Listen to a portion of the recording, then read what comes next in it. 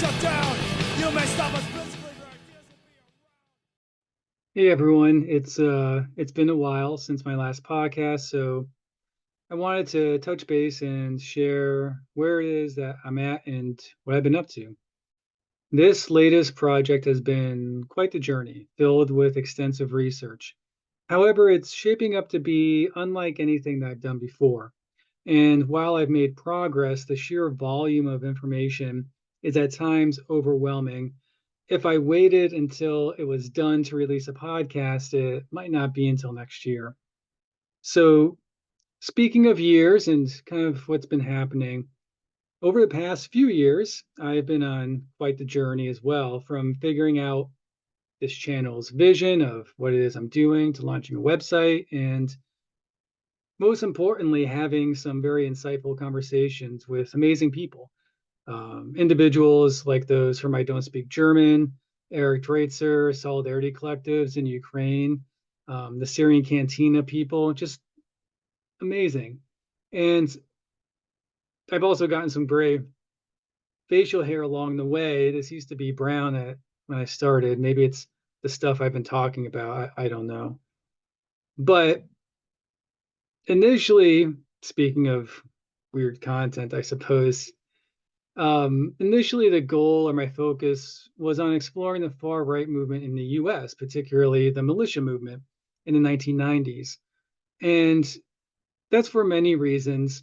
I saw a clear connection between that movement and the right wing resurgence in the United States around 2015, 2016. However, everything changed with the full scale invasion of Ukraine coupled with COVID. Um, Despite not being Ukrainian myself, my academic background is in history and social science education. So, that led me to work at a number of historical societies, one of them being a Ukrainian historical society where I met and really became integrated with members of that community. This background equipped me to easily see the prevalence of misinformation on social media regarding the topic, as well as other topics like those involving health. So-called thought leaders were simply saying stuff that I knew was factually inaccurate. And it was disheartening to see so many on the collective left, let's say. I know that when I use the term left, it might be different. I haven't uh, found a term, maybe you can help me with it to talk about um, those left of center, but we'll figure that out. For now, we'll say the left, particularly in the Western world, blindly accepted these inaccuracies and narratives anyway. So this experience opened my eyes to the complexities within both the left and right movements. It's again been a bit overwhelming, to be honest, and that sentiment of being overwhelmed is something that I've heard along with sentiments of disillusionment from listeners who have reached out to me, whether it's in comments on the YouTube videos or direct messages or email. People are feeling alienated and frustrated as their spaces have been transformed into something that they consider to be unrecognizable or different from the past. And I've also come to realize that this transformation isn't solely due to opportunists or infiltrators or people seeking to capitalize on existing protest or just to simply grift for money. Early on, I had a discussion with Daphne Lawless, who wrote a series of articles on the Red Brown Alliance for Fight Back. And I feel like I asked her the same question like 10 different ways. And it really boiled down to what the hell's going on, just in general. But also, maybe more particularly with the left or the collective left, I guess. And I don't know if we answered that, but one concept that she emphasized that resonated with me was that of internationalism. And it's a key aspect to my current thought process and project. So I aim to explore what internationalism could signify in the future and just what that means to the left today. Many of my videos have been research driven, if you haven't noticed, presenting fairly comprehensive scenarios to challenge prevailing narratives, not so much in mainstream media, but in alternative media and social media. And by showcasing both sides of the story, the goal, the hope was to change some opinions by highlighting the importance of scrutinizing all media, no matter where it comes from, as rigorously as you would mainstream media. Oftentimes, both sides of the story really meant, for me, just the other side, because things weren't presented in an honest and good faith manner. Oftentimes, things are just left out, and that's a lie by omission. So I think that there's use in that. However, research-driven content is informative, and this is just for me speaking of what I do and what I've done to this point.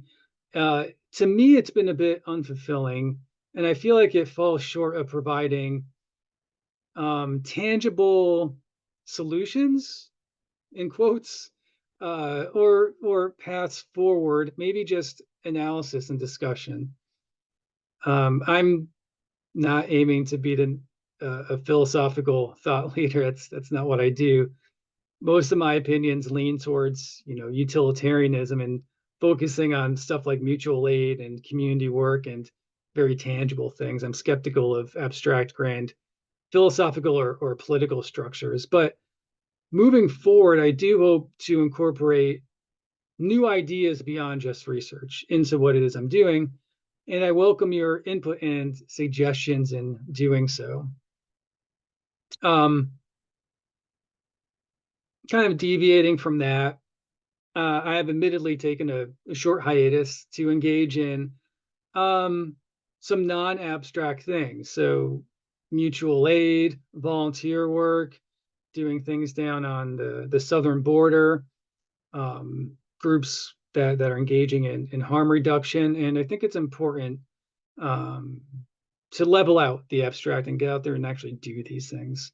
So along with that, I've also began to re-engage, or the process of re-engaging with some adjunct positions that were greatly reduced due to COVID.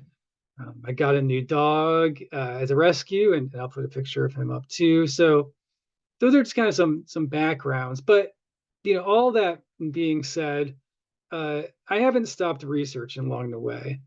I'm at the point now with research to where I realized what I was doing couldn't be done in the way that I had been doing things before, speaking in terms of methods. And I'm now trying to organize folders and subfolders of information on external hard drives. So that's quite honestly where I'm at. My current project on Israel and Palestine represents something like a culmination of past efforts. It's not about actually what's happening in Gaza or the West Bank per se. It's about how those events are interpreted, uncovering obscure histories, and analyzing what these things might mean moving forward. It's a nuanced and complex undertaking on many levels, organization, as I stated, being one. But,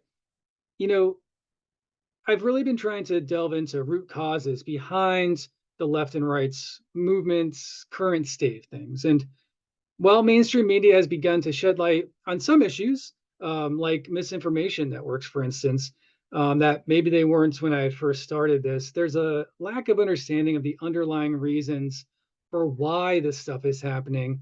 Or again, ideas or suggestions for paths forward, aside from just documenting and tracking what's happening.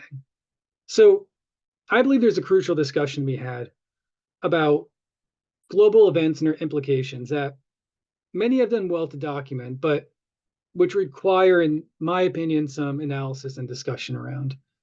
And while I don't claim to have answers, period, I am eager to start a dialogue and conversation along with my ongoing research. So understanding the perspectives of the right, for instance, is one example. No matter how misguided or ridiculous, I do feel is essential for countering their ideas effectively, as opposed to dismissing them or what have you. So I have a lot of different ideas, and I also have some concepts about how I can incorporate them into dialogue and conversation-driven podcasts moving forward. But that's where I'm at with the next project about Israel and Palestine. It's a blend of past methods and new approaches. And I'll continue to provide updates along the way. That being said, your ideas and suggestions are invaluable. So please keep them coming, whether it's in YouTube comments or direct messages or email. I don't really care about the algorithm or whatever. There's, no paywalls. That's not why I'm doing this. Just get in touch with me. I'm on Mastodon. I'm on Blue Sky. I'm on X. There's the website with the email on there, or just leave a message here.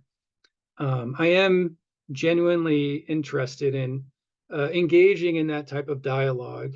Um, there are some very intelligent people that watch this, and there are some people with life experiences that are insightful as well that watch this. And I would love to be able to glean information from you all and, yeah, give my ideas, uh, I guess, a chance as well, maybe some vetting to see what it is you all think. But regardless, thanks for your patience. There will be content coming up in the future.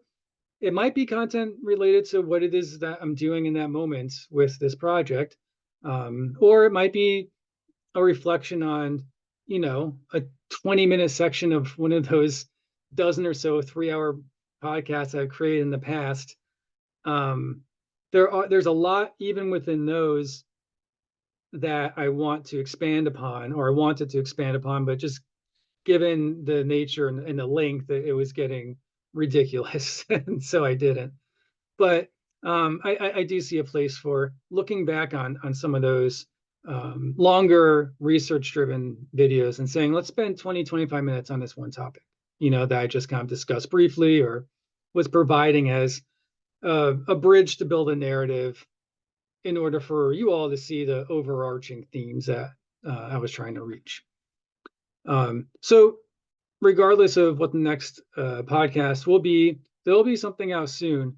And I will be checking my emails and socials. So wherever you're listening, and I know people are listening all over the world because I get those statistics from various platforms. So regardless of where you are or your background, send me some information. And what it is I'm looking for might become clearer in the following podcast as I discuss what exactly it is that I'm doing with this project.